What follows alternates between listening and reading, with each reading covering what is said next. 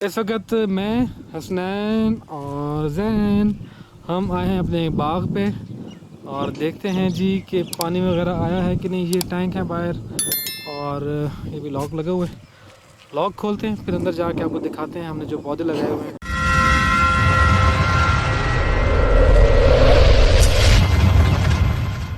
ये है मेरा छोटा सा बाग, बागीचा कह सकते हैं आप इसको, क्योंकि ज़्यादा पौधे तो नहीं हैं लेकिन शौक़ है मुझे बागबानी का, तो इसलिए ये स्टेप मैंने लिया है। हमने काफ़ी तादाद में जो है वो सब्ज़ियाँ लगाई हुई हैं। ये देखें तोरी तैयार है और हम रोज़ाना निकालते भी हैं।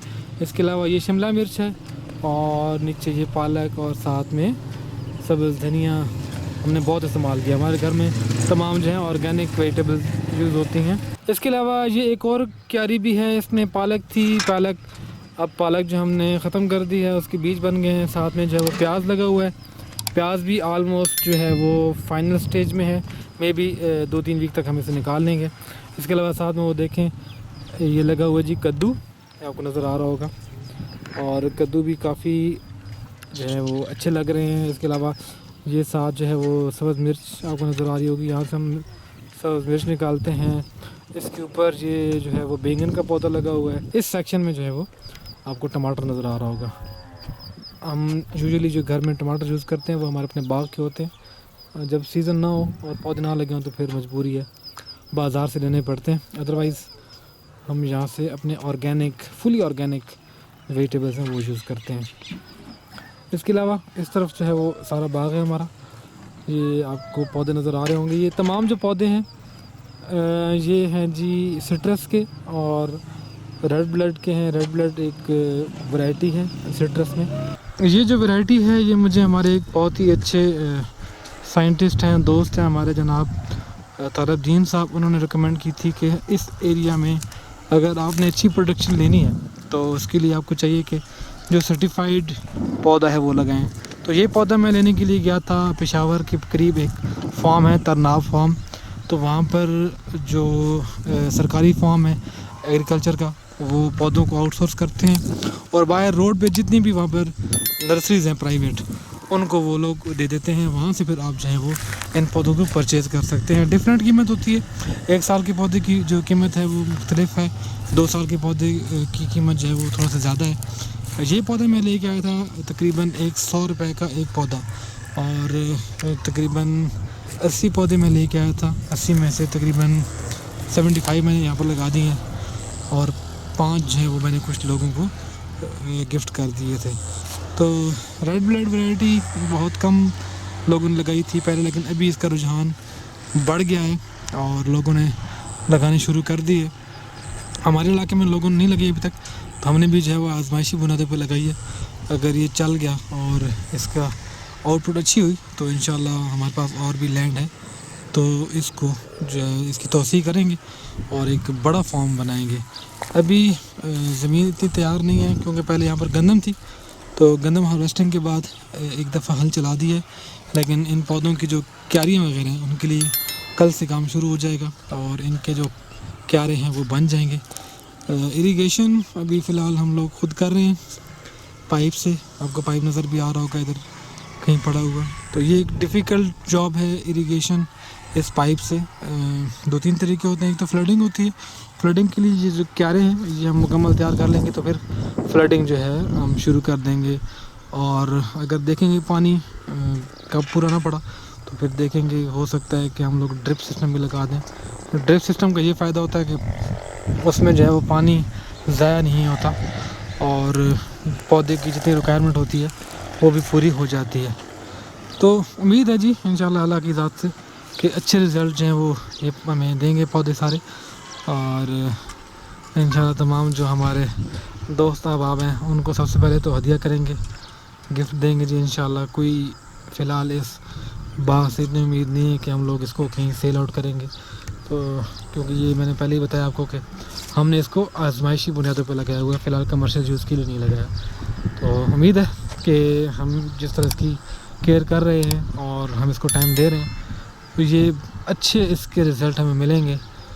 और वैरायटी कुछ मैंने 5 एक पौधे जो शकरी माल्टा है उसके भी लगाए हैं, 5 नहीं 15 लगाए उसके मैंने। तो 15 में से उसके जो हैं वो अनलकीली तकरीबन 5 पौधे ख़राब हो गए हैं, वो नहीं लगे, बाकी 10 पौधे लग गए हैं। इसके अलावा जो चाइना लेमन है वो भी लगाया है।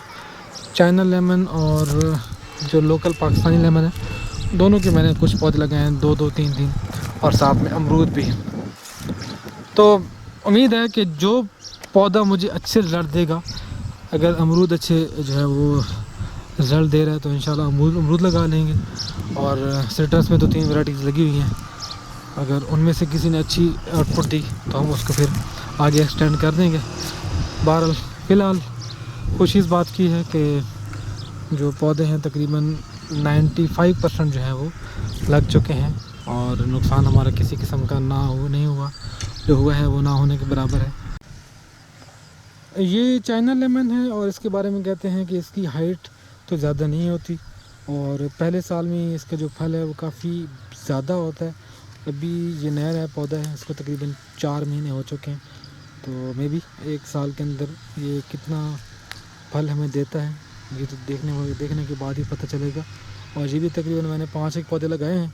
ये तकरीबन 3 कनाल का प्लॉट है, और मेजरमेंट के हिसाब से तो इसमें पौधे, अगर स्टैंडर्ड जो डिस्टेंस है 2 पौधों का निर्माण रखा जाए तो टोटल हार्डली जो है वो 40 पौधे यहाँ पर लग सकते थे। लेकिन मैंने आपको पहले भी बताया है कि क्योंकि आजमाइशी बुनियादों पर लगाना था और यहाँ पर किसी और फसल की हम अभी उम्मीद नहीं रखते, इसलिए हमने पौधे लगाए हैं करीब एक रो हमारी जो है वो उसके दरमियान फासला 15 फुट का है, जबकि दूसरी रो जो है उसमें 10 फुट फासला है। अगर वक्त आएगा और पौधे बड़े हो जाएंगे तो मे भी हम बीच में से पौधों को फैच करके कहीं और मूव भी कर दें।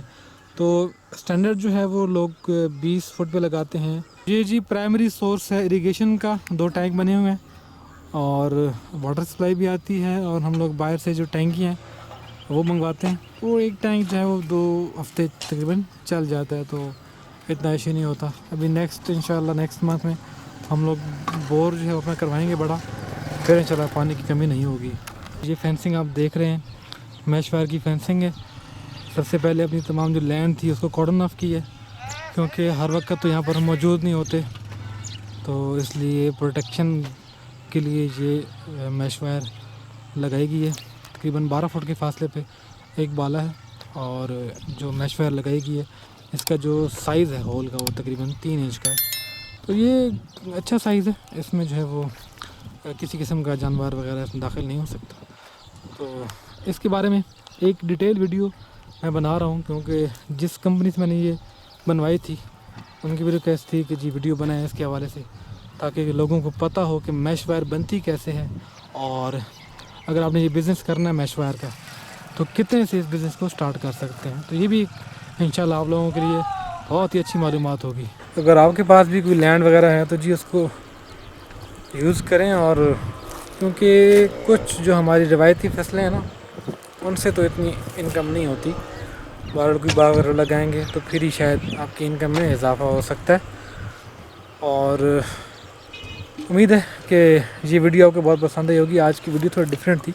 अगर आप चैनल पर नए हैं तो इसको फ़ौरन से सब्सक्राइब कर दें, और साथ दिए गए बेल आइकन को तो ज़रूर प्रेस करें। इस दुआ के साथ कि जहाँ रहें खुश रहें। इजाज़त दीजिए, अल्लाह हाफ़िज़।